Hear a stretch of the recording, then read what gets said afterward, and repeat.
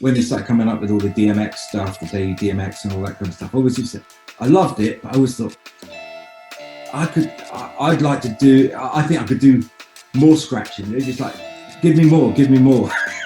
I was just basically asking, do you know the break to this? Do you know the break that goes, do you know this? Do you know that? So I was just like trying to get, information. I remember like my black book.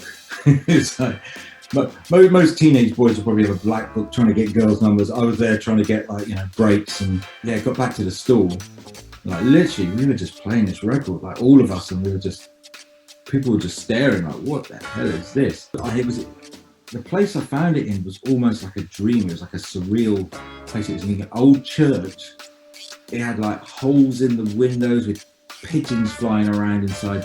You go to the big record conventions because everyone's there, like, it's like Q-Tip, Diamond D, just everyone, like the whole place is just everyone you've ever seen on a record, Diggin, going mad. Here's my one bit of hip hop. I'm going to try and go down on record. I hope this is cool to broadcast this, but this is the thing that blew my mind most that I heard. Lights, camera, action. On this week's show, we are heading over to a beautiful part of the UK, Cornwall, which is world famous for its stunning golden sand-filled beaches, its spectacular surfing, its delicious Cornish pasties, Scrumpy Jack cider, and its glorious green fields where you can hear the sounds of the combine harvester ploughing away. But not only that, we have someone who's been creating some of the baddest beats in hip hop and is hugely respected on the underground scene. We've got the one and the only Spex, aka Barry Beats, in the place. The Blazing Baz. Woo! How you doing, Sue? Oh, it's an honour. It's a real honour. Oh, likewise, man. Likewise. Anybody watching this, please subscribe to the channel and share this around the socials, because we're going to be getting down to the nitty gritty and covering Barry's history. So, what you call you? Is it Spex or Barry Beats or? Well, my government name is Simon, so Cy, I reckon, is possible. Let's go for Cy. But as I say, a real honour. So the first kind of two questions I always ask is, whereabouts are you from, and what was it like, growing up as a youngster? Yeah, well, Cornish, in Cornwall, basically really out in the sticks in this kind of little valley with about 5 houses. Wow. So yeah, about as far away as from the Bronx. Possibly. When I grew up in the 70s, it was like all mining and stuff still down here. So down there, was there much of a scene in terms of I know obviously surfing's massive in Cornwall and things like that, but did you have like the BMXing, the skateboarding?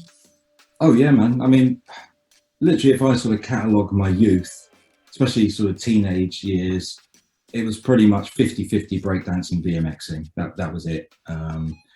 Yeah, one day, This is the beauty of hip hop. You're in Cornwall in this this stunning little town in the countryside and all this, and basically hip hop has touched us all. So it doesn't matter where you are, it kind of touched us all. So what would you say? What was that kind of spark that really kind of lit the flame to get you into into hip hop? It's really hard to say. I've always been into music. I've always analysed it, even as a kid. I was just even thinking the other day, it was like I had sort of realisation when I was probably about 6 or 7 that music, because you hear music as one sort of mass sort of wall of sound, but then I kind of suddenly had this realisation about 7 or 8 that sort of it was made of various different instruments and stuff, and I started my brain nitpick, picking music apart and stuff like that. So I was always doing that. As far as hip hop, I mean, my earliest memory is breakdancing at my primary school summer fete. But where did you see breaking? Did you see it like on things like Wild Style, Beat Street, Breakdance, or did you was it through like music videos like Buffalo Girls or? Literally all of them. the thing I remember getting the most excited about, and I can still remember the advert for it on Channel 4 with the slow motion windmill, was Style Wars, you know. So yeah, sort of watching all those. I remember sort of taping any sort of hip hop track that would come on top of the pops. I remember taping Step Off, Grandmaster Melly Mel, Flash, with one of those sort of tape recorders with a handle on up against the speaker, stuff like that. I don't know why. It just suddenly, it was the one sort of music that sort of came out and spoke to me, I suppose. And with the breakdancing, it's, you know, you went hand in hand, breakdancing. You had like things like BMX Beat, which had like West Street Mob. And, you know, as soon as like the electro albums came in. Oh, yeah. they was a game changer. Obviously, people with Covent Garden and stuff would probably got in it a little bit earlier, you know, 81, 82 and stuff. But I'd say it was still like late 83, 84. You know, I think the first records I was getting. First record, I think, was Grandmaster Flash, Girls Love the Way, Spin's album, and Beat Street about the same time, the Pink Beat Street. So I think that's what's about 84, isn't it? Yeah, it was 84. Yeah. So in terms of you know, listening to music, I mean, being from London myself, we had stations like JFM, Invicta, later on LWR, a bit later Kiss when it was an illegal. So we was getting all this, hearing this really good music, and we had like all these underground record shops, you know, like Groove Records, and all these like wicked record shops around the West End. So being in Cornwall, you know, how was you hearing, you know, all the latest kind of like electro and hip hop? And what record stores did you have down there? Or was you coming into London to buy your tracks? No, I mean, look, I was sort of, you know, 12, 13, you know, I wasn't going anywhere. No. I'd be lucky if I get a lift over to Falmouth, you know, with the folks on the weekend, like, but there was two main record shops down here, which I used to frequent all the time. You had Falmouth Records and Tapes, big up to John, Falmouth Records and Tapes, and you had John Oliver's in Redruth. So, and I was in Camborne, so none of those were in my town. So yeah, I mean, look, I could only afford, you know, I'd be lucky if I get a quid pocket money. So all the 12 inches used to be on the floor, reduced. So as soon as you walked in the door of Falmouth Records and Tapes, there'd be all the 12s on the floor. So I'd remember getting like, you know, MC Shy D's and stuff like that, you know, UK stuff, no import stuff really back then down here. That's what we didn't get, any of the imports. Yeah. So you, that was where you was kind of getting your crop from, you know, you was getting your tunes from those, you know, those shops, because you know, back then we got to make it clear, there was no Discogs, there was no eBay, there was no internet, there was no hardly any information out there. So for you, that's when you started like digging and sniffing out those records. Oh, 100%. Yeah. I mean, even like, well, the electro albums obviously a big influence, and I mean, you could get them in Woolworths, so there were certain things you could get anywhere. So, and as far as hearing about new stuff, I mean, John Peel, I think everyone sort of in any rural remote sort of a big city where there's pirates and stuff would say John Peel's a man, but then you'd have to sit through 2 hours of kind of, you know, everything from Half Man, Half Biscuit to the Bundu Boys to, you know, all these artists that I would have never heard of if I hadn't sort of had to listen to John Peel. And he'd play 1 to 2 electro / hip hop tracks, and you know, you'd be there sort of trying to stay awake with your finger on the pause button for that one track. Yeah. Did you get like Capital Radio? I mean, did you get Mike Allen? Was you listening to any of that? No, Mike Allen, nothing. I think the first kind of national show, correct me if I'm wrong, but I think Pete Tong had the first. Was it? Oh no, who's the big? Dave Pearce. The other big. Yeah. So he had the show on Radio 1, and you know, there were things like on the TV, there were certain programs coming up. What was the one with Norm Ski, things like that. So I would say, like, you know, by the time you get to sort of 86, it was Dance Energy, wasn't it? Dance Energy, that's the Dance one. Energy, yeah. Yeah, I mean, you know, I remember seeing Run DMC doing what's the one with the Rockbox. No, not even that. It was like the Fool's Gold one. And was there some other key records? I mean, there was some wicked tracks coming out. Like say the Lessons, Double D and Steinsky. There was producers like Mantronics. The Bomb Squad through Public Enemy and all that. I mean, there must have been some really kind of key tracks that were kind of really blowing you away. I mean, let's start with the electro. What kind of electro stuff was you really, getting into? Yeah, I mean, pretty much all of it. Not so much like the kind of Xeno on the upside, not so much the boogie dance sung stuff, but anything. I mean, my favourites probably like Electric Kingdom, Cybertron, all the classic. And also Johnson Crew. I like their first album. That was great. Wicked. But yeah, I loved all that stuff, man. I mean, I wasn't at that stage. I wasn't so kind of, as you go on, and like in the 90s, you become a little bit more kind of snobby or analyze things more. But at that stage, I was just like, I did always. I mean, it sounds a bit kind of maybe pretentious or whatever, but I always listened to these tracks. Especially not so much the electro stuff, but when they started coming up with all the DMX stuff, the Daily DMX and all that kind of stuff, I loved it, but I always thought I think I could do more scratching. It's like, give me more. Yeah. So, like, if I were to do those tracks, I would probably bung loads of extra stuff on it and make it even more. Well, so I was always thinking in the back of my head, I'd like to have a crack at this. The very first sort of musical dabbling was my dad's best friend. He was like a musician in a band, played sax, and so again, I must have been about 12, 13, and went round to his garage. He had a little set up in his garage, and did a track on unfortunately he had a Yamaha drum machine.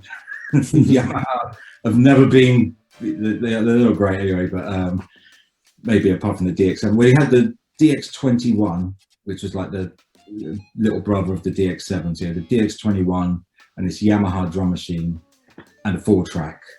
And like I remember he just showed me the basics and just left me to my own sort of, dabbling away with the drum machine, struggling like trying to get the thing to do what I wanted to do. But and then I got a mic out, Echo Machine, and guess what I said? What? Break. So basically the track's called Break. Yeah. So it was me thinking I could do better than all these tracks, and what do I do when given the chance? Break.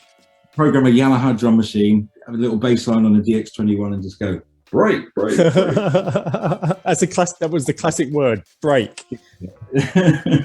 But I was going to say, I was basically, you are self-taught. Everything you done, you kind of you learnt yourself, or you may have learnt through a few other people as well. Yeah, that's the thing. I think because when I look at people now and sort of they want to get into it, I sort of forget that I've come through this whole learning curve that started with just. I mean, at the pause tapes, like everyone says back in the days, my dad had quite a nice sharp tape deck, which had like quite a good, nice trigger on the pause tape. So I was doing pause tapes.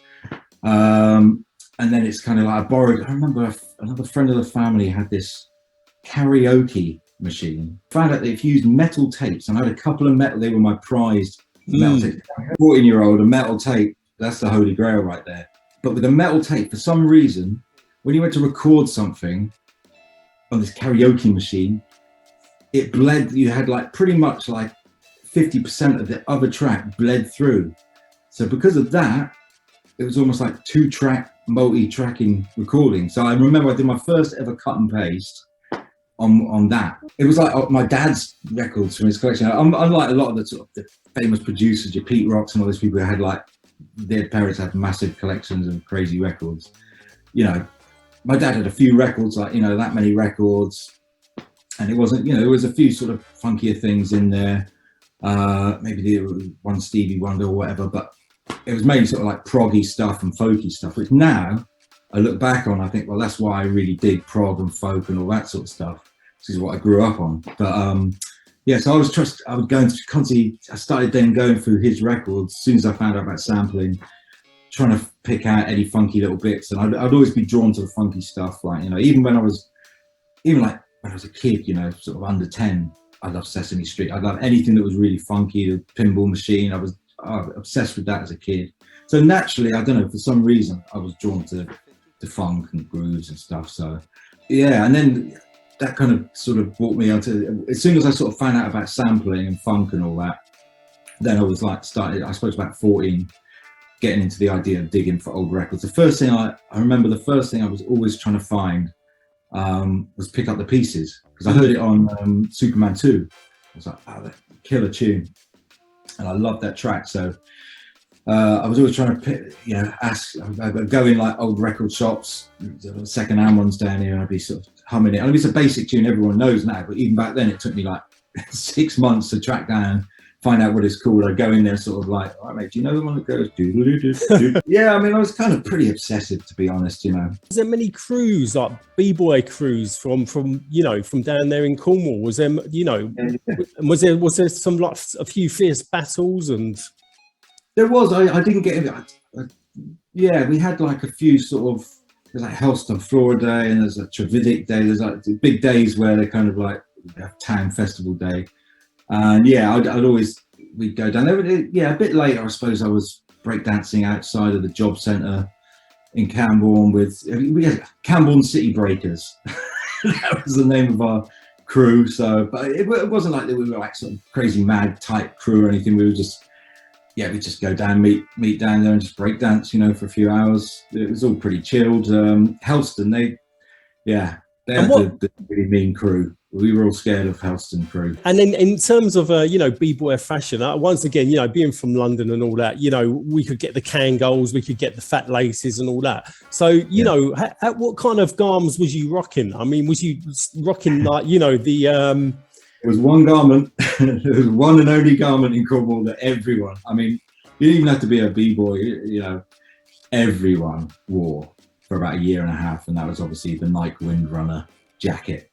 That was the one. Yeah. I thought that's the same all over the country. But, yeah. What the burgundy or the navy blue and grey? Well, to be honest, I had the classic to me was always the light blue. The blue. I love that. So I had that one. Mine was always a bit tight fitting. I was a bit, I wish I had an extra size up. Going back to the breaks and that, I mean, you must have been loving it when the super disco breaks, the ultimate breaks and beats, those albums where you could get, all them wicked breaks on the one compilation. I mean, or was you trying to kind of dig breaks that had never been used before? So you was trying to come up with your own ideas? No, not at all, man. No, that's, that comes later, when I was at that age, kind of first getting into breaks. I mean, we didn't get those down here for quite a while. And I remember when I first found out about them, and again, no stocks, because they were all imports. So none of the shops down here stocked imports. So yeah, basically it was kind of, I suppose when I got to more like 15, 16, I had my job and that, it was a glass collecting job and stuff. So I had a bit of money. And that was basically, I worked for like, from 15 to about 18, glass collecting every weekend. So I didn't even go out raving or anything like that. I sort of had a misspent youth doing that, but purely just so I could buy records. Again, Dren, he'd gone out. He was the first person who had Technics, and he had the Phonics mix of the Phonics MRT60, which eventually he upgraded and I got that off him. And also he was the first guy with a sampler and a 4-track. And I mean, that to me, if I was to sort of nail one point in my career that was like the most pinnacle, the best move I made was getting a job after I finished my GCSEs that summer, working flat out in a holiday camp, saving up to buy his 4-track off him. I think he wanted to upgrade that. So I was like, look, I need that 4-track. And I borrowed it before with his sampler and just made I'd made some beats on it. So I knew that was the thing. I needed the 4-track. I'm going to talk about the creators. I mean, how did you and Julian hook up? I mean, this is a proper crazy story. This is, talking about the forces of the universal force of hip hop. So basically, I get a phone call from Dren, landline, obviously, no mobiles back then, and he was buzzing. He was like, mate, there was a record shop in Truro called SOS, Save Our Socks, we used to call it, because it was a bit whiffy in there. And he's going, I was in Save Our Socks, and mate, bumped into these two guys, and you know what? They knew all the breaks. They were on the breaks, like, you know. Wow. These guys, they were pulling out stuff. They pulled out a Babe Ruth album for me. So we didn't know any of that stuff, you know. We were literally just looking at album covers, you know, that was it. And just guessing. So apart from a few things like Hip Hop Connection, they had the little break thing at the beginning. They'd put a few little images of some breaks that we used. So we were just trying to sniff around for clues like that. But he was like, nah, you know, and they knew he had just crazy knowledge. So I was like, wow. And he was like, you've got to come around and check out these records they pulled out. I bought a load of records. I've got some killer breaks. I was like, fantastic. Did you get their contact details? No. No. This is one chance of, like, you know, getting some proper good knowledge here, and vanished, you know. So what happened? You bumped into him again back in the somewhere else, or back in the shop? Well, yeah, no, this was like about a week later. I used to warm up in a club, in a place called Hale, a club called The Bluff. I used to do like little warm-up sets in there. I walked in sort of 9 o'clock, little load of records under me arm, some Ultimate Breaks and Beats albums actually, and there was like two guys in the whole club, and they were like, "Whoa, Ultimate Breaks and Beats!" And they were like straight away, and yeah, it was Julian and his mate Johnny F, who basically was a guy who started and ran Liberty Grooves Records. So yeah, they were in my local club that I played and warmed up at in a small town. And so instantly I was like, we were just chatting. But here's the craziest thing, man. This is like, okay, that's pretty cosmic. Because what are the chances that I would have bumped into... Second time round. Yeah. It didn't take me long to work out, hold on, you must have met my mate and put him onto some records in Truro. Yeah. But here's the crazy thing, right?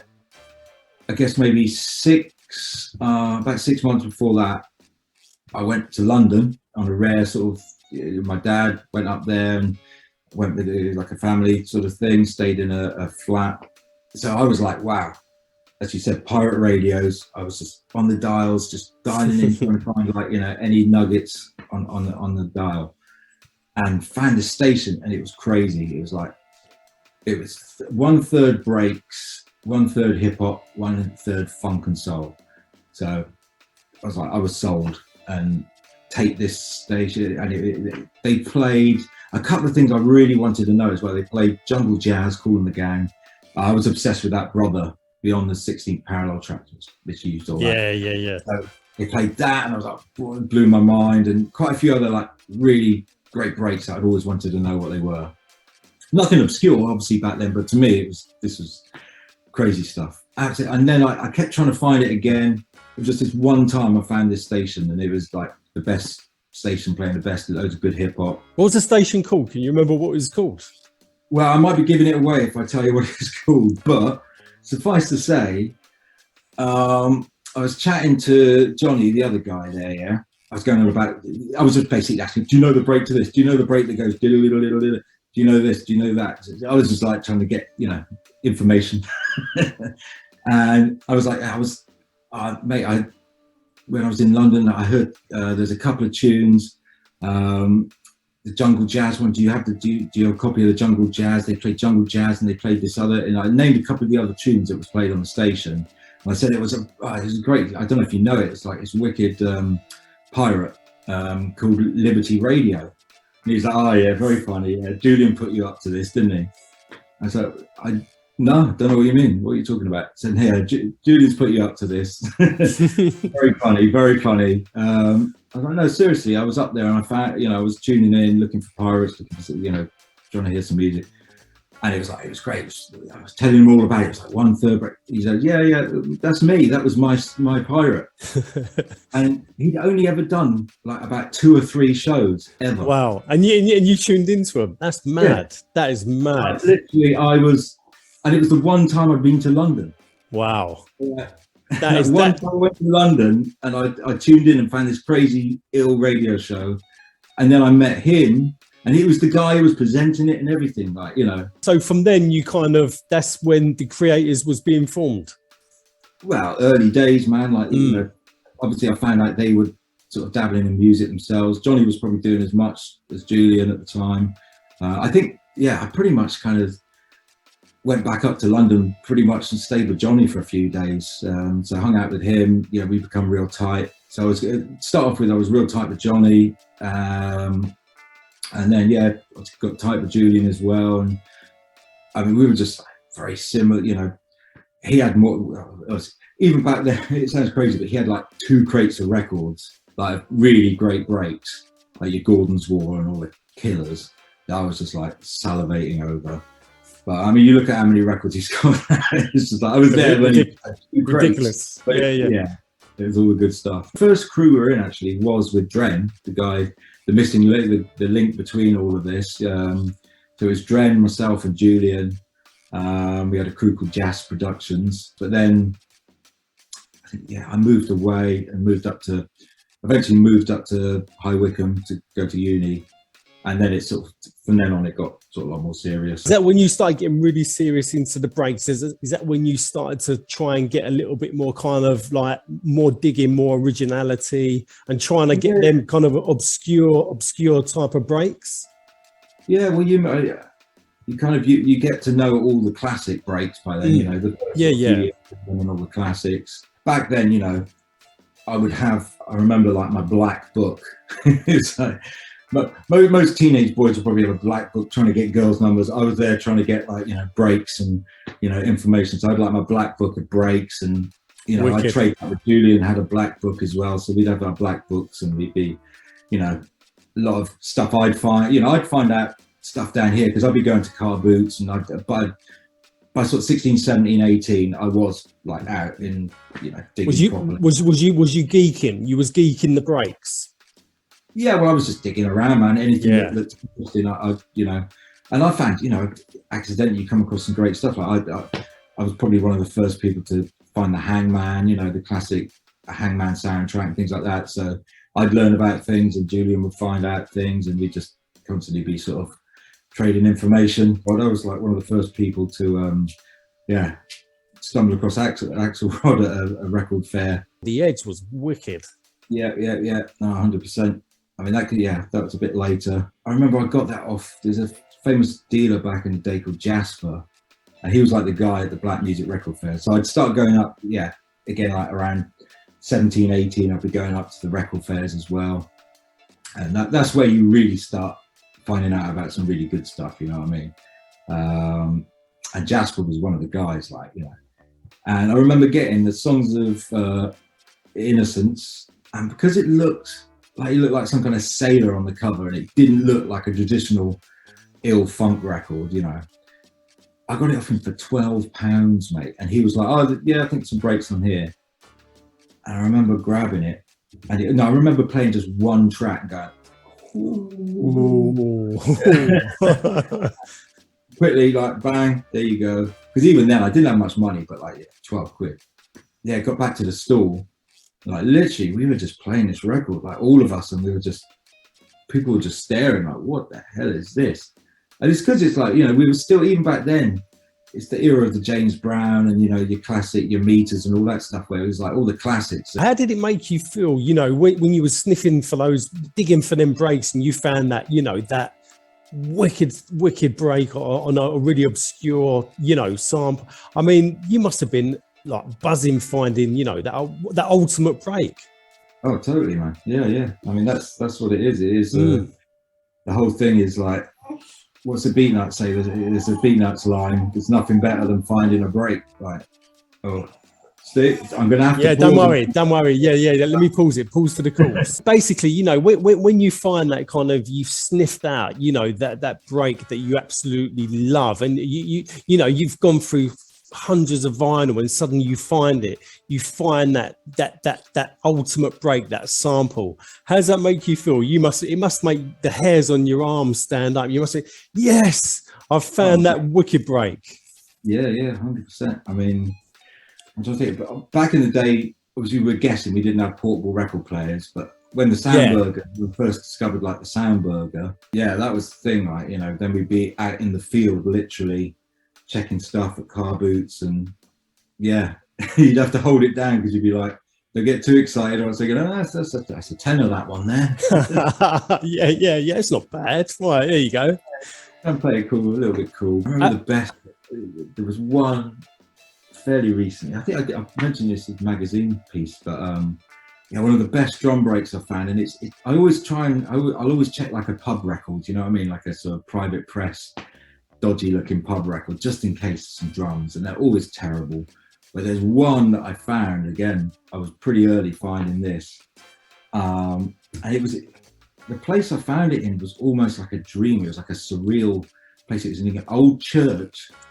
It had like holes in the windows with pigeons flying around inside this, but it was like loads of stalls in there, and like the record stalls right at the back. So I went in there. It was in Falmouth.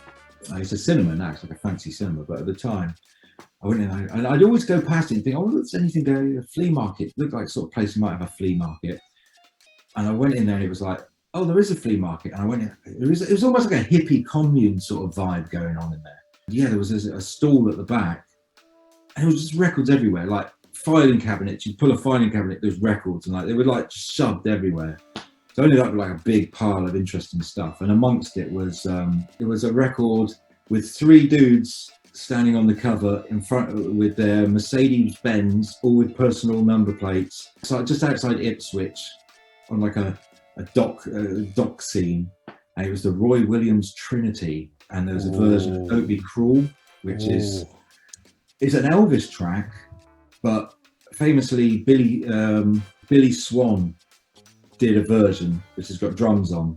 Gangstar used it, so occasionally you'll get a version of Don't Be Cruel which isn't based on the Elvis, it's based on the Billy Swan. Wow.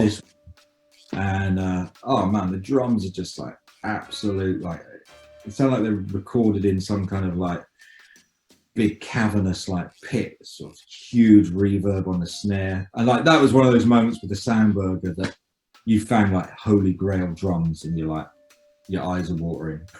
So that was that, and like, you know, you're just replaying it, you're just there just buzzing. But that was like something out of a dream, you know. And you probably speak to almost all diggers, and we all have the same digging dreams where we'll be in a dream, we'll be in a charity shop, there'll be either a load of library records or a load of incredible looking weird Czechoslovakian Polish jazz records, something like that, you know, all this ill stuff. And you never get to get home and play any of it. You'll just wake up as soon as you go into the cash to buy it. But it was like that. It was like I was pinching myself like, oh, all these, and there was other really great records in there. So I was going to say to you though, for like every kind of one wicked, you know, break that you find, there must be a hell of a lot out there which you think, well, I can't really sample that, or it doesn't actually sound that good. So there must be a lot of wastage as well. I mean, have you sort of got rid of a lot of vinyl, you know, and just you keep the cream? Yeah, definitely, man. I mean, I'll put stuff in auctions and that, and you know, I'll always like, because I buy job lots quite a bit. You know, if I get a job lot, I'll get a job lot just to get a few bits out of it. And then, yeah, I mean, I've got loads of stuff I need to put on Discogs and stuff. I just haven't got around to it, you know. I've got probably about 5-6 crates worth of good stuff, all goes for over 10, like, you know, but. Well, that's the thing nowadays, Si, because nowadays people are like, they're digging online, like on Discogs and eBay. But back in the day, you'd have to get onto the field and you'd have to find that break. Mm-hmm. Well, I mean, back in the days, it was great. Now, because everyone's got all this information and anyone can like hustle records and sell it so easy, sell records easily. Everyone knows all the records. Everyone's actually, you know, you never can find like an old Rocksteady record car boot anymore. But back in the days, man, you could rock up at, you know, I used to rock up at my local car boot at 11, half 11. Been going since 8, and I'll still find great stuff, you know. I walked into one once, yeah. This is like early days of car boots, sort of, you know, probably early 90s. I was walking into this car boot, and there was a guy, it was only like a couple of other people I saw buying records there. And there was a guy, he looked like a hippie-ish looking dude, middle-aged chap. And he was just coming away from the car boot as I was walking there. I'd never spoken to the guy before in my life. And he walked past me and he goes, oh, by the way, I saw a record I thought you might like the look of. God knows how he knew, you know, whether he's looking over my shoulder. I'd never spoken to him. He's going, Shaft in Africa. It's on the 3rd row to the left. Should still be there, you know. I mean, again, that's like something out of a, you know, when does that happen? Yeah. It's like, and I went there. It was there. It was like, wow. So Did you have any little tricks? Did you sometimes hide records where you think, oh, I really want that, but maybe I couldn't afford it, so you'd hide it in the back of the rack?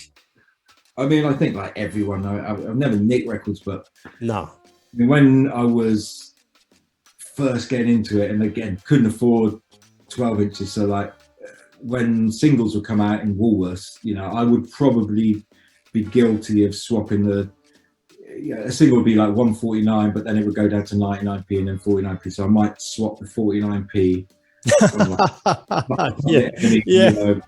Bring the noise 45. And now, like, all those rap 45s go for big money. So, yeah.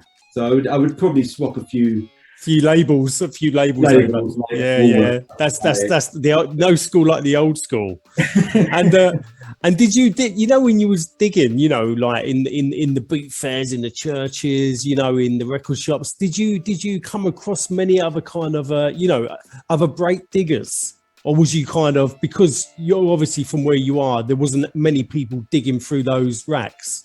Yeah. I mean, not back in the days, no, definitely not. I mean, I've met a few people recently. Yeah, I got a good friend who lives in Newquay. I met him at a car boot digging for breaks, and we got good mates, and then we started selling him records and stuff. So, yeah, I've met people since, a few people out and about digging. Yeah, and also just people are all after funk and stuff now, as well as just the breaks, so there's a lot of competition now, It's not like how it used to be, What is the art of, finding that break? I mean, because I remember back in the day when I used to do a little bit of digging, you get the vinyl, then you'd see that kind of that groove on the record where you think that's where the break is. There it is. Let's give it a go. You get the needle, but yeah, we got a break going. Is that what sometimes you used to do? Is look for that groove? I think you would in a sense, but like also it's just speed flicking it. The more you get like a really like nimble finger, and you can just literally, absolutely skip it. Obviously, I've probably missed loads of stuff that way, but you get a sense of what a record's like, and And would you prefer to sample off the original source, the original vinyl, or you like some of the other, the other people, like they dig online, they get something off wherever, a digital copy of it, and then sample it from that digital copy? Do you prefer to sample off the original source?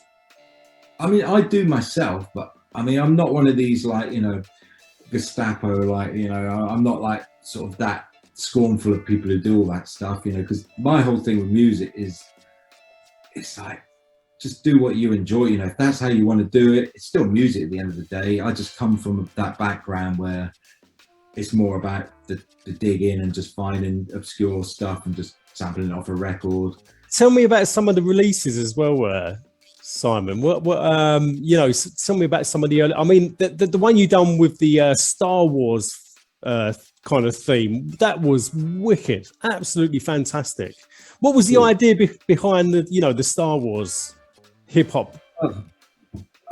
I mean, it's going back to my sort of cut and paste roots, because again, that's how I started, and I think I didn't even jump in early. You asked me about like seminal records from when I was young, and I probably the Double D and Science mixes were amongst the seminal records for me. That and like the Cold Cuts, all those cut and paste records, I was like obsessed by them. Because I can tell by your style of production. It's very much like that, like on that kind of DJ Shadow kind of style, like Double D and Steinsky, and as you say, like Cold Cut. Well, I think those were some of the first records where you'd actually hear the breaks isolated rather than being sampled and looped in a hip hop record. So you'd actually hear those full elements of breaks being cut up. I remember I was obsessed by trying to get the House of the Rising Funk, the Freak, Chabuku's break, because Cold Cut used it in the Beats and Pieces thing, like all those sort of things. Yeah, they was wicked. Do you remember that tune they done with the sample, chitty bang bang, chitty chitty bang bang, chitty bang bang, chitty chitty bang bang? Wicked. So but and from that you try and find the breaks that they're using in those records. So I was always obsessed, and like the first things I was doing on the 4-track were like cut and paste mixes, and my style of production being that I didn't originally have like sequencing sort of capabilities, everything you're making is kind of loops and layer and stuff and cutting and pasting it in a sense to make a beat. So I've always come from that background. And yeah, I mean, I think, again, going back to what I was saying earlier about, you know, I've been doing this stuff for maybe 34, 35 years, from like way back. You look at it, that it's a long time. So, and I started just literally mixing on belt drive decks. So if you start that way and you're slowly progressing, you don't notice that you're kind of learning these techniques, if you know what I mean. And then you apply those techniques to, so when you eventually get like a sequence-based sampling device, which for me was the Ensoniq EPS sampler,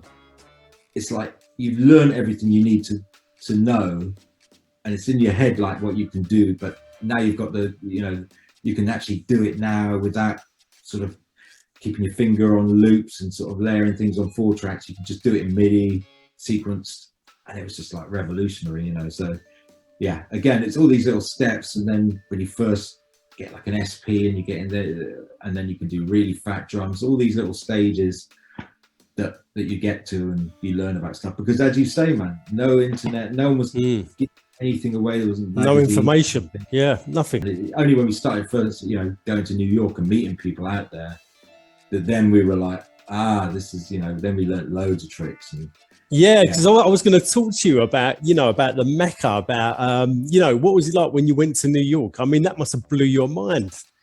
Yeah, man. Yeah, no, sort of, yeah, started going out there in the 90s. Who did you hook up with when you was out there? And was you record digging out there? And where did you go? Was you in the South Bronx? We were doing, a lot of digging. I mean, Julian was the king of the, you know, the digging out there. And we had some good contacts. Mr. Mayhem, who we used to hang with a lot. It was like a A&R Penalty, knew loads of people. So, you know, you just meet a few people and then he put you onto other people, and you go in the record shops, you know, A1 and places like that, and you know, you meet people all the time, and run into people. I remember I only went to like a couple of the famous record fairs that everyone talked about, but again, absolutely, you know, that was like on another level. That's like, so you are in a dream, like when you go to the big record conventions, because everyone's there, like, you know. It's like Q-Tip, Diamond D, just everyone, like the whole place is just everyone you've ever seen on a record digging, going mad. And it's just like the dealers are kind of holding stuff back, and you know, they just, it's like you've gone to a record fair where almost every store is predominantly aimed at selling drums and breaks to producers. Like that is that's the MO. That's what they're all there doing. Amazing. I mean, you must have been like a little kid in a sweet shop. You must have been like, you know, going absolutely in a sweet shop with, like, you know, a little bit of shrapnel in my wallet. So, we were trading records, like, so we'd take like a lot of the UK stuff that they couldn't get, even like, so yeah, we'd be digging, finding all those Top of the Pops records with drums on, all the easy listening records, the James Last, all that kind of stuff that they weren't really digging into. They probably had a lot of those records, but they just assumed they come over on a UK pressing and they'd eat all that stuff up. You know, they'd be giving us good trade. So we get a lot of the good funk soul American breaks just for, like, you know, Klaus Wunderlich albums and stuff like that. Some really obscure or the obscure stuff. Yeah. Not even the stuff you see all the time over here, like Play School albums, Bang on a Drum, things that they can get out there. So yeah, we trade all that stuff out to them.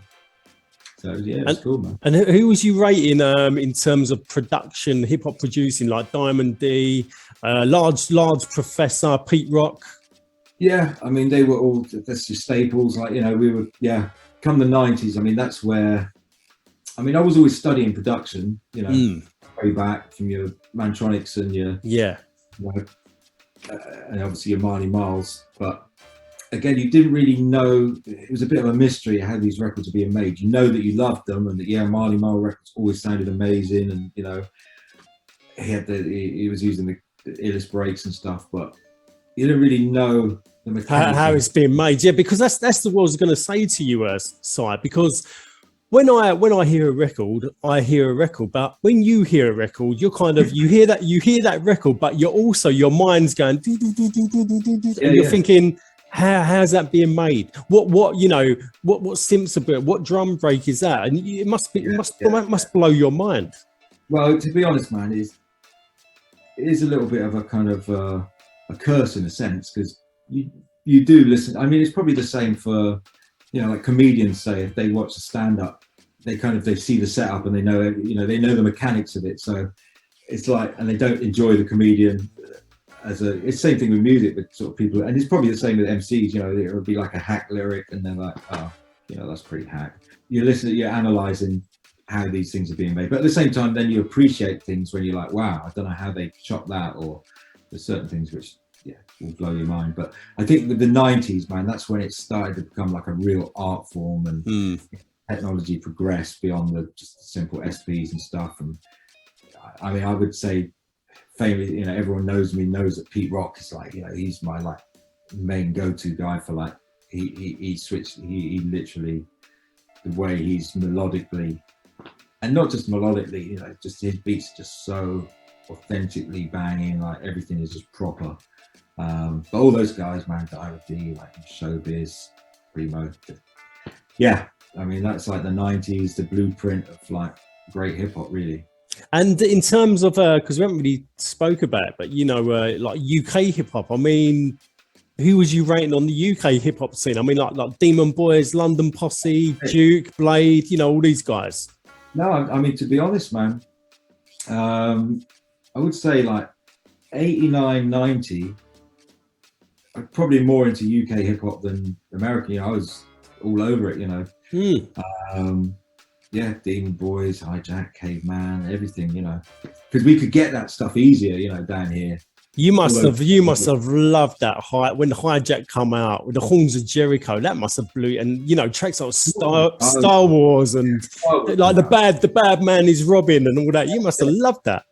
Of course, man. There was some Hard Noise, when that came out. All that records, like, so that era, that kind of the Music Alive, Cold Sweat sort of era, we were absolutely that was better than American hip hop at that time. Because like 86 to 88, you can't front on American stuff, but maybe obviously there was still great stuff in 89 and 90, but to me the UK stuff started coming like peaking it. It was coming leaps and bounds, wasn't it? And the production. I was gonna say the production on it was like, I mean, some of the production on like the Demon Boys and like like London Posse. I mean, in terms of UK producers, I mean, would you say people like Sparky C?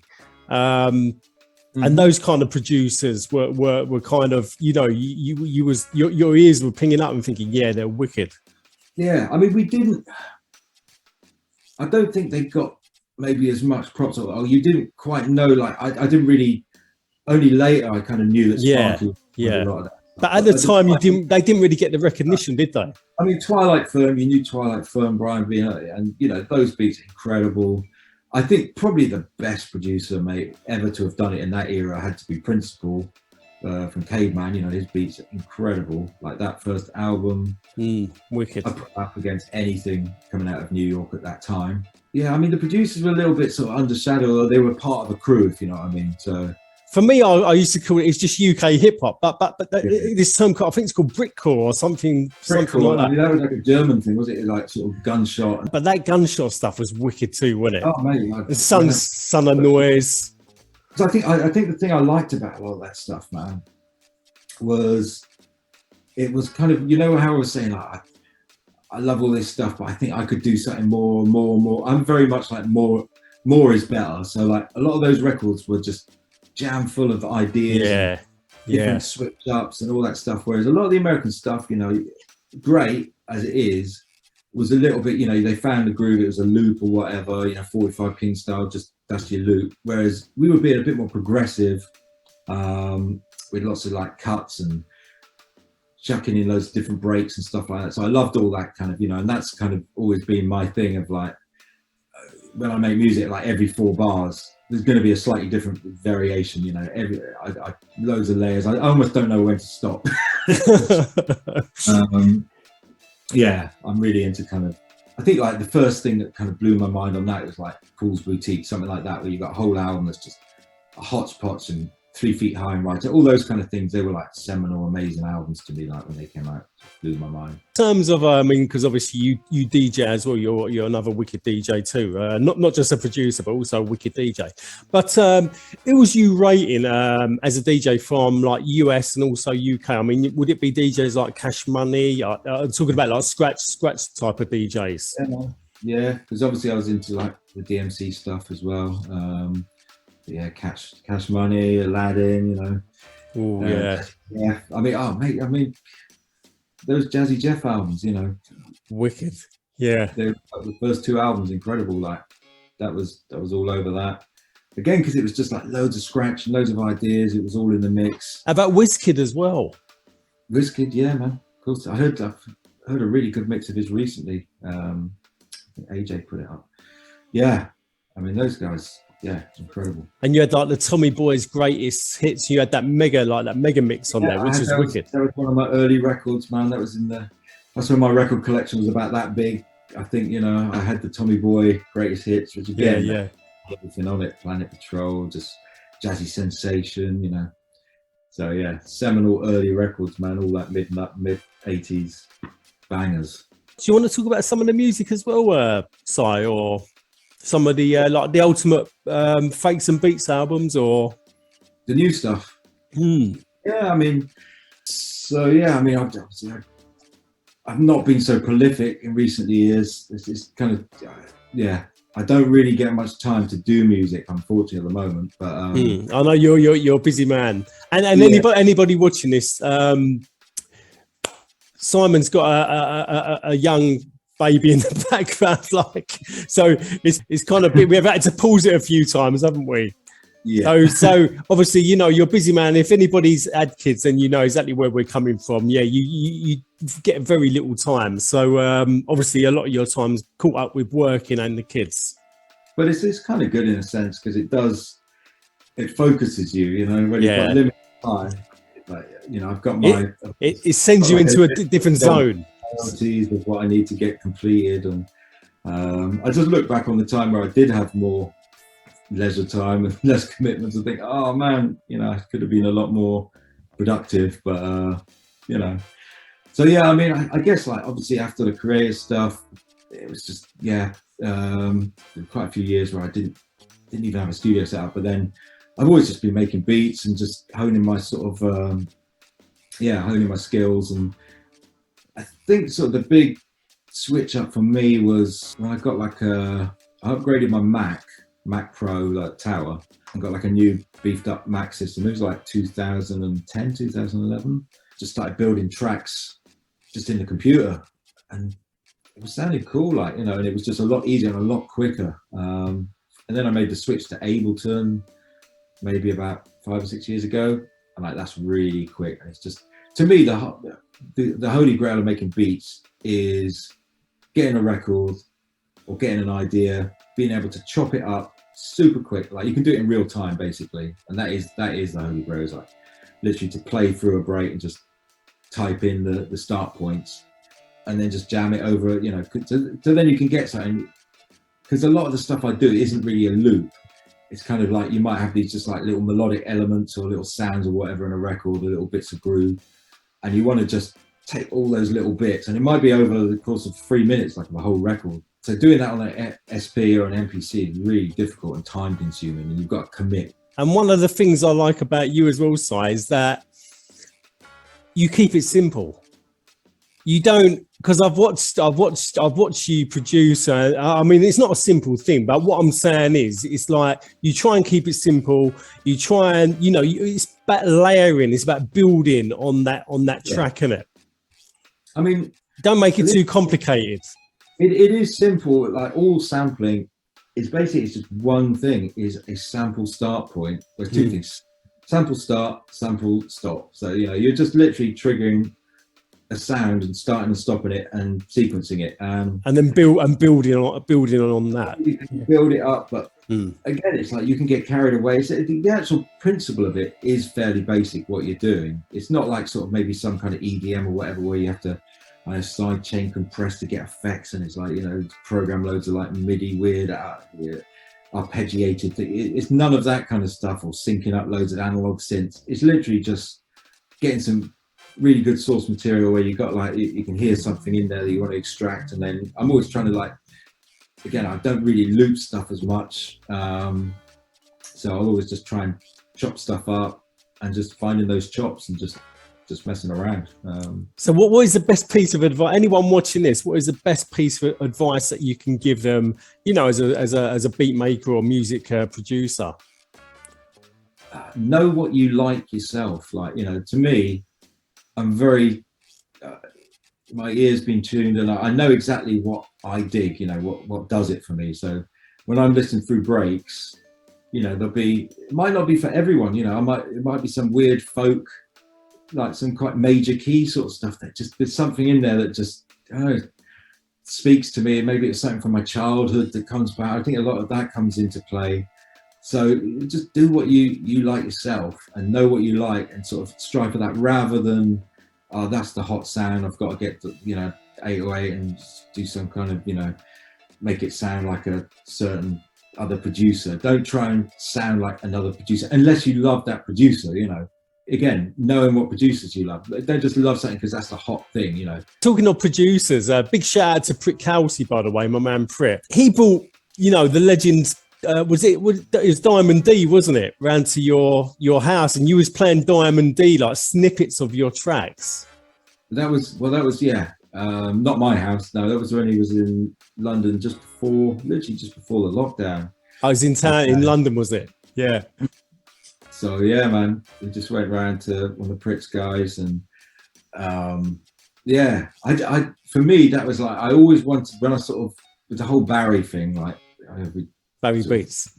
Yeah, the whole thing with that was always like a juxtaposition against like how people would associate like traditional hip hop character or person, and I thought, yeah, I was going to say, how did you come up with, you know, Barry's beats? I mean, it's genius, absolutely genius, brilliant. Well, again, it's because I don't really want to present myself. I don't think I present particularly well. I don't like my own voice and all that stuff, and self-conscious, and I just waffle on and stutter, and so I thought, yeah, and also I just thought it would be funny just to. You need something else nowadays. It's no good just like, so many people just putting music out or putting tutorials out or any of that stuff. You kind of got to give almost an entertaining element to something for it to kind of, you know, appeal, or it's just increasing your chances of, like, you know, someone finding it engaging. So like I've got to find something, and I always just thought the idea of like trying to have the most un-hip hop character actually a decent beat. But that's the thing though. It's not. I personally think Barry is 100% hip hop. Well, so if you read the comments, you know, a lot of, you know, the proper, like, you know, American hip hop fraternity also agree, you know. So yeah, like, this guy's real hip hop. Barry, listen, Barry's a beast. Barry is a beast. You know, you've created this character, and it's absolutely genius. You got to stick with it. It's absolutely brilliant.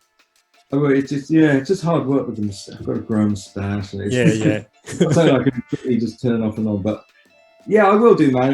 There definitely will be more in the pipeline, and I need to develop the character and stuff like that. But again, I'm not trying to be. It's, in a sense, it is just me. It's not. It's just me looking like your sort of dodgy uncle with some, you know, unlikely garms, and, you know, looks like I might have a train set up in my loft, you know, train layout, and but it's me saying the same word, you know, it's not scripted or anything. It's just me with turning up the Cornish accent. It's genius. And where'd you get the jumpers from as well? I love it. Well, the old school Gabeaches, they're brilliant. Beaches now. Well, I mean, that's the thing that started it all. I was always kind of had this idea of doing it, and then I found a jumper one day And that was it. You put the jumper on. It's like Superman when he puts his cape on. He turns into Superman. That's what Barry does. Now I've committed. I've bought a jumper for $2.99. Now I've definitely got to do it. But to be honest, it's been great because like I think because the first video I did was the rhythm roulette one, and I mean that's kind of responsible for me being known at all on the internet because I probably would have struggled like anyone else like if I didn't have something like that. But the fact that kind of a lot of the people got fooled into thinking that was the real one, and eventually it ended up on the mass appeal somehow on their playlists, or like if you searched it, it would be in the top like 10 because everyone was kind of watching at that point. Yes, ever since it's kind of like just stayed like almost on their playlist, and people think it's the real mass appeal one, or so. But off the back of that, so I think my advice to anyone is like if you want to try and promote yourself or do anything, is try and find something that's already an established, a big thing, and do something based on that, without ripping it off. But if you can find something you can like parody or something like that, it's always quite a good marketing tool maybe. So yeah, off the back of that, it just that did really well. Started doing a few follow-ups. I wanted to do like tutorial things because that was kind of brilliant. The original thing was like when I started moving over to doing stuff in the box and wanted to find out the best, quickest way of sampling and trying to look into Ableton and like. There's so many, obviously YouTube is awash with tutorials for everything, but none of them are done really from a perspective of like a underground hip hop, someone who's really deep into like chopping stuff up. It's all really basic. Like there was nothing really great, and they were chopping up like really obvious breaks and just looping it. There was no like deep knowledge, and I thought, well, someone probably is going to want to know a little bit more than what's available. So I kind of felt almost like I've never been one to guard knowledge. I always tell people about breaks and that. There's not much stuff I'm like kind of very guarded over. And it's the same with like, I'm always happy to help people with technology, equipment or whatever. If I can give them any advice, there's enough room in music for. I just want more good music coming out because like, I'm only inspired by people doing good music. It's like I'm inspired by the top producers, and like if a track comes that's doing something crazy. So we all need to kind of like make sure people are making good music. So like that was my thing, to do some tutorials, but not you know what you would make an amazing music teacher. Do you know that? An amazing music teacher. Well, Berkeley Music College, if you're watching this, I don't know what their salary's like, but yeah. Yeah, no, it's because really like the way we got to look at it, Si, is that music is a very, very important thing, and it really kind of gets us in the zone. It gets us out of trouble. It gets us focused. You might be going through a bit of a depression or whatever, so you can find music, start making music, and you kind of you're lost in music. So music is really the heartbeat. It's like it's really important. So to watch people like you, doing what you do is absolutely incredible. And for anybody watching this, can I put the links in this interview in the description to your YouTube channel? Of course, man. Yeah, no, that'd be amazing. Yeah, definitely. Because I'd love to push that. So anybody watching this, what's the name of your? It's Spex, isn't it? So SSI and then SPEX. I'll put the links in the description in this YouTube video. Wicked. Yeah. So tell me about the ultimate fakes and beats. I mean, what was behind that? Obviously, the ultimate breaks and beats. Yeah. Well, again, it's like talking about getting back into using, computer technology. It sort of soon dawned on me as well as finding a way to chop samples up. Because of a lot of the virtual instruments, I was layering the samples. So rather than just sampling stuff, a bit like sort of Just Blaze, some of the bigger producers, they'll take a sample, but then put loads of keys, strings, additional bass and stuff over the top. So I've always been into that. So that's kind of giving like a more of like a big, polished sort of Dr. Dre kind of like massive sound. So I was always trying to get that to get my productions to sound bigger. But then I was sort of, you take the sample out, and because like you'd use loads of like, you grind up the instruments and it was sounding kind of good on its own. So it was almost sounding like samples. So then I was like, well, let me just sort of start investigating a lot of these virtual instruments. And they're all kind of sampled off real instruments. A lot of them sound quite clean, but they sound very realistic. So almost any instrument, you can get some pretty authentic kind of like sounding replicants. What's the word I'm looking for? Modeled sort of versions. And then with the processing, you got all the plugins, tape saturation, stuff like that. I started like adding a lot of processing and really dirtying them up. And it was sounding really pretty convincing. And then I stumbled across, when a game changer was some of these virtual drum kits. So basically they're like, they've gone into the software developer will go in and multi-sample like all these vintage kits in vintage spaces with analog equipment. So they'll take like a snare and just like from like a tiny tap to like whacking the thing, and they'll build software so you can basically on a keyboard play a drum kit. Wow. Didn't know that's a game, must be a game changer. It was like when I first started messing around with it, it literally blew my mind. It was like, hold on, this just sounds like an old break. And it's like, I'm playing it. It's like, all these years of like flicking and then suddenly finding a break. And then obviously you've got to chop it up and you're stuck with whatever pattern it's played in. And if there's any timing discrepancies, you've got to deal with all that. Whereas this was like, wait a minute, this is sounding raw, like, and I'm just playing this in real time. It's like I am a human 45 being, so yeah, that was literally mind blowing. So yeah, I'm kind of encouraging people to have a crack at it themselves, or for £5, go and buy one of my packs. Without a doubt. We got to support the artists. So yeah, anyone watching this, I'm going to leave the links in below and send everybody to your channel as well, Sire. Yeah. And is there anybody, any musicians that you've worked with in the past? Well, yeah, I mean the greatest musician, which was like the biggest honor, I think, definitely to date. We had the absolute pleasure, and he's just the top guy, Pino Palladino. He's like, he is kind of the best hip hop bass player in the world, like basically. He's D'Angelo, Questlove, Roots. He's played with everyone, like, he's kind of the sound of the D'Angelo Voodoo album. Wow. So how did you hook up with him? It was through a good friend of ours, Mark Pritchard, who again is another legend, absolutely. Yeah. Big up to Mark. So yeah, but that was another good, like, a major development in our progression back in the 90s when we hooked up with Mark. Again, it was like a Cornish connection, kind of through, it was through Dren again. So it comes back to the same people, the same like kind of little circles, because Mark was working with our friend Dave in a studio in Foy, which is a place in Cornwall. Not the big studio, Sawmills, which are Oasis and that working, but another little small studio.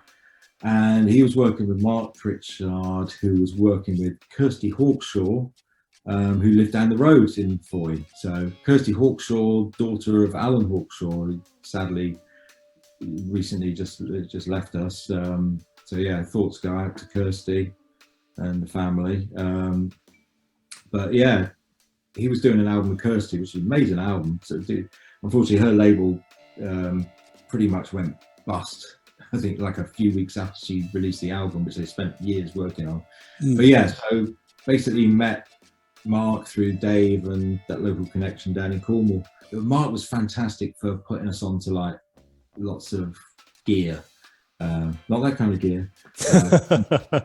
Compressors and compressors and EQs and desks, and like he's like the ultimate nerd and anorak nerd when it comes to that stuff.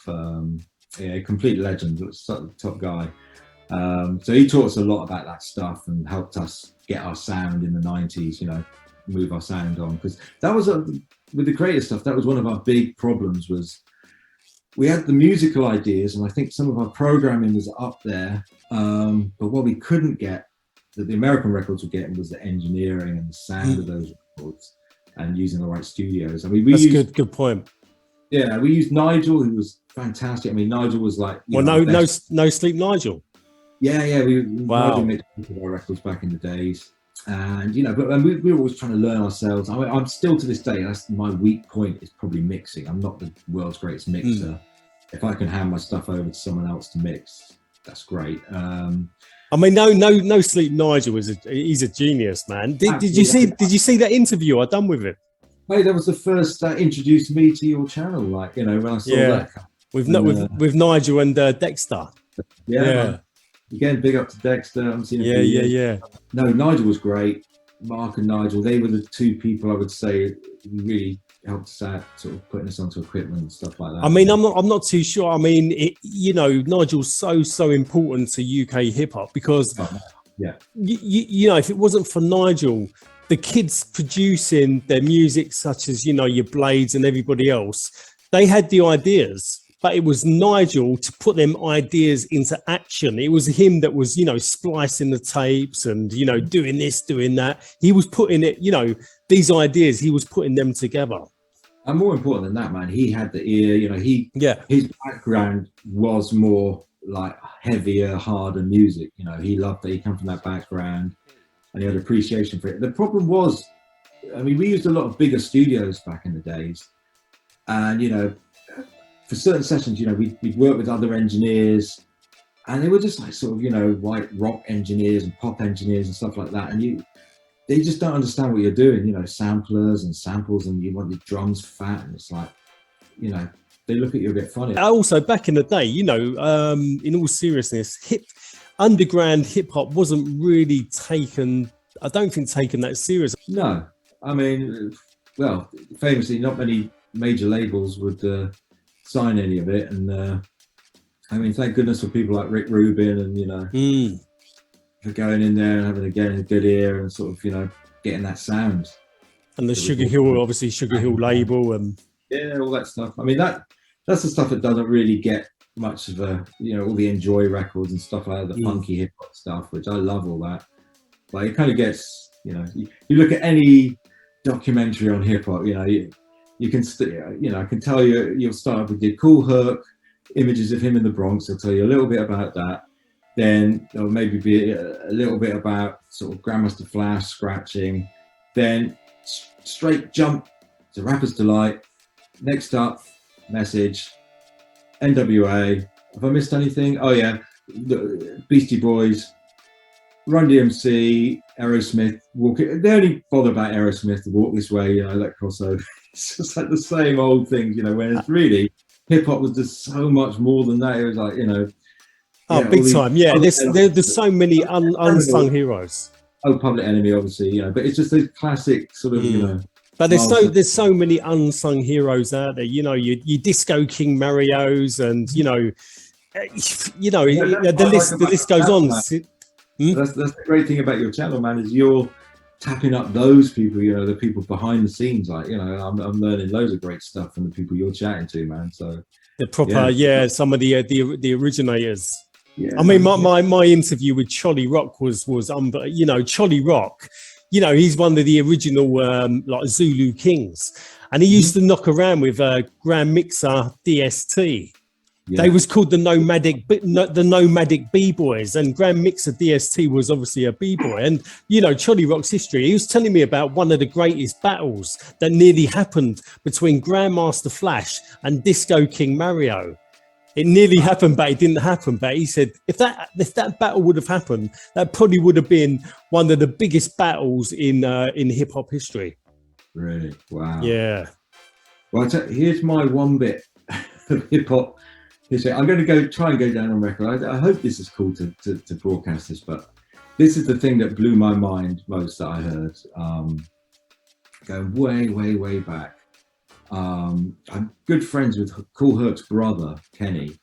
And he was telling me a story about how Herc honed the technique, not so much the idea of rocking two records, but how he honed the technique of keeping a record going, like the technical aspect of it. Apparently it's nothing to do with hip hop. When they were at school, they'd come back, and in order to try and get to was it first base or second base, whatever the American term is. They'd bring some girls back to the flat, to the apartment. He basically had a technique where they'd share duties, and he'd have to keep like a Delphonics record or whatever playing, because obviously you got a 3-minute slowy or whatever, things are getting steamy. He would use that technique to keep the records going, apparently, so they could get to second base. Wow. I've never heard that before. No, when he told me that, he goes, straight up, that's where he learned that technique. And I was like, that's never been documented. That's like, no, I've never heard that. And you never would have thought it. Well, that's why, you know, these kind of channels are really important. I mean, when I interviewed Man Parrish, I mean, you know, on the track Hip Hop Bebop, the best mixed record of all time, I think.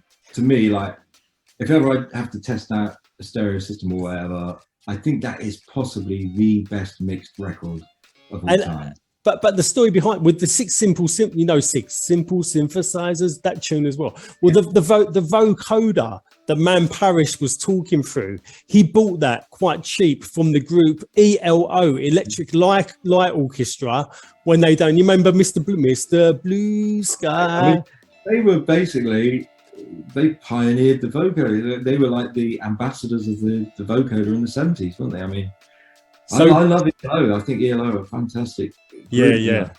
So that is crazy, man, that you used the same, probably the most famous vocoder machine in the world. That had to be, isn't it? I should have asked Man Parrish if he still had that vocoder. But yeah, what a brilliant story.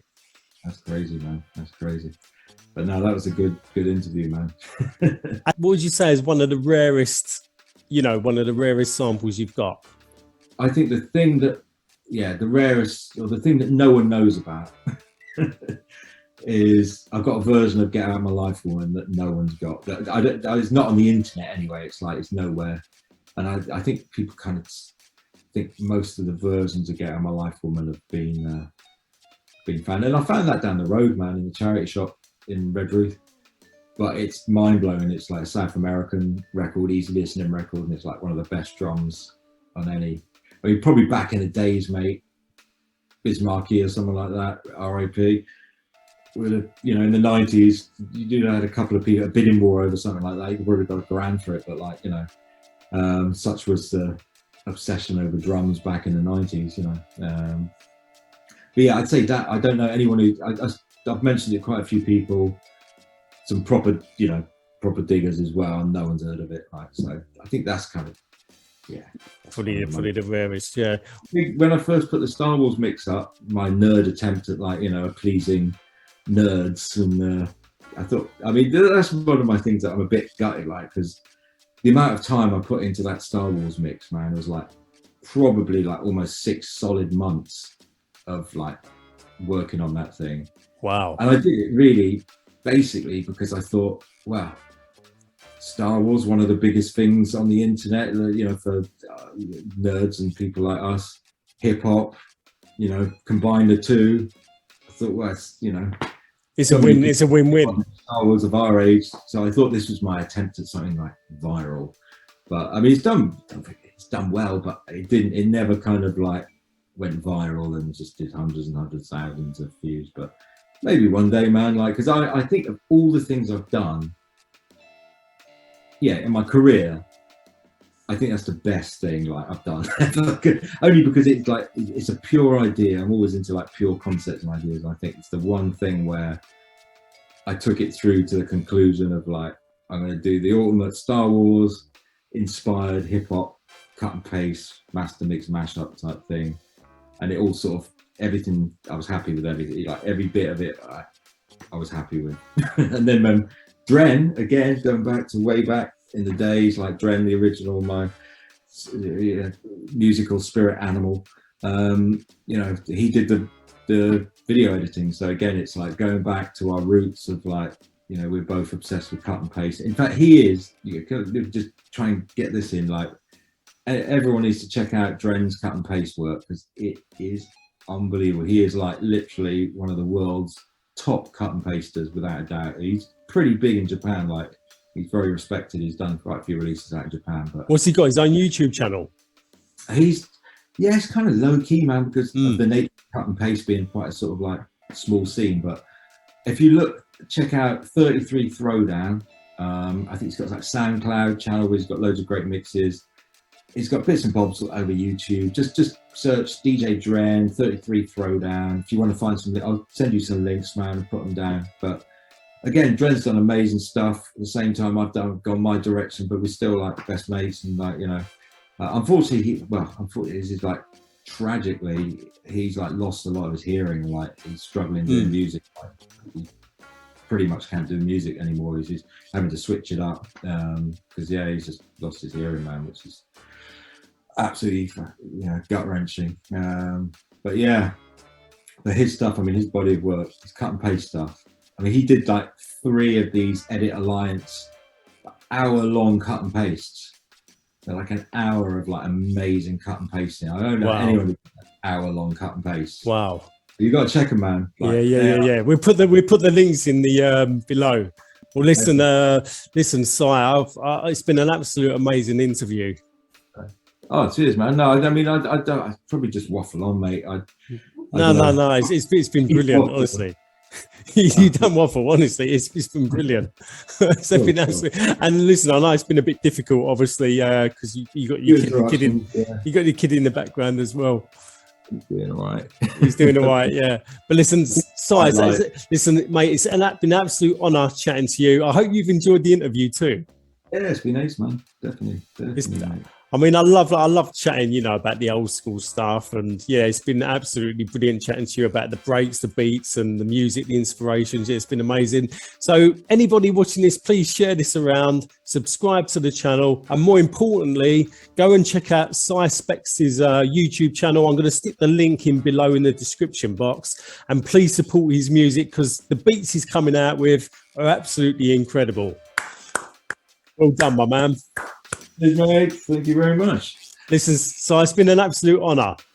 Yeah, we've stopped now, haven't we? Yeah, but Babby B's in the place. You're the man. Blazing Baz. Cheers, Peace out. Peace out. Catch you later, mate.